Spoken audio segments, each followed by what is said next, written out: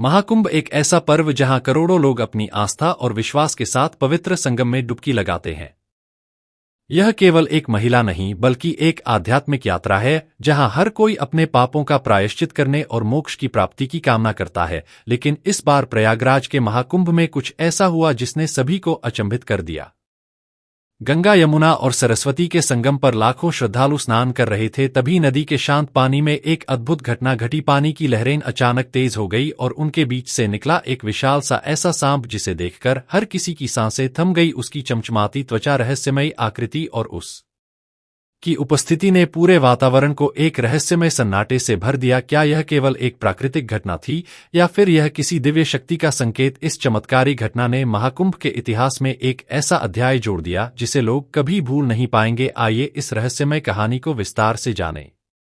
प्रयागराज के महाकुंभ में हर तरफ भीड़ का सैलाब उमड़ा हुआ था। लोग गंगा, यमुना और अदृश्य सरस्वती के संगम में डुबकी लगाकर अपने पापों को धोने और मोक्ष प्राप्ति की कामना कर रहे थे। घाटों पर मंत्रोच्चार, घंटियों की गूंज और श्रद्धालुओं का उत्साह माहौल को पूरी तरह आध्यात्म एक बना रहा था। तभी अचानक संगम के बीच एक अद्भुत घटना हुई जिसने वहां मौजूद सभी लोगों को स्तब्ध कर दिया। नदी के शांत पानी में एक अजीब सी हलचल मची। श्रद्धालु चौंक गए जब उन्होंने देखा कि पानी के बीचों बीच से एक विशाल सांप धीरे धीरे बाहर आ रहा है। उस सांप की लंबाई करीब 25 फीट थी। उसकी त्वचा पर अजीबो-गरीब चमक थी जो सूरज की रोशनी में और भी रहस्यमय लग रही थी। लेकिन सबसे हैरान कर देने वाली बात यह थी कि सांप के शरीर पर गंगा, यमुना और सरस्वती जैसी धाराओं की आकृतियां उभरी हुई थी। यह दृश्य इतना अद्भुत था कि वहां मौजूद सभी लोग अपनी जगह पर थम गए। लोगों के बीच खुसर-पुसर शुरू हो गई। कोई कह रहा था यह शेषनाग है, भगवान विष्णु का वाहन, यह चमत्कार है, तो कोई इसे प्रकृति का दुर्लभ दृश्य मान रहा था। कुछ श्रद्धालु हाथ जोड़कर प्रार्थना करने लगे तो कुछ इसे अपने फोन में रिकॉर्ड करने लगे।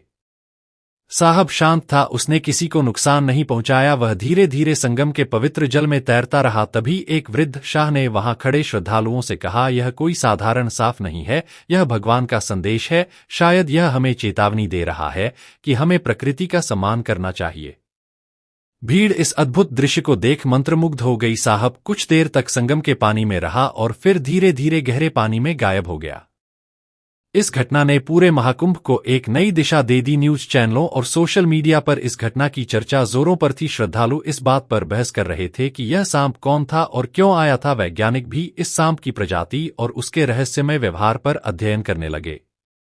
लेकिन जो लोग उस दिन संगम पर मौजूद थे उन्होंने इसे एक चमत्कारी घटना के रूप में देखा। यह घटना न केवल उनके विश्वास को और मजबूत कर गई बल्कि उन्हें यह एहसास भी दिलाया कि महाकुंभ जैसा पवित्र आयोजन किसी अदृश्य शक्ति का आशीर्वाद है। इस घटना ने महाकुंभ को हमेशा के लिए यह यादगार बना दिया। लोग आज भी इसे अपनी बातों और कहानियों में साझा करते हैं।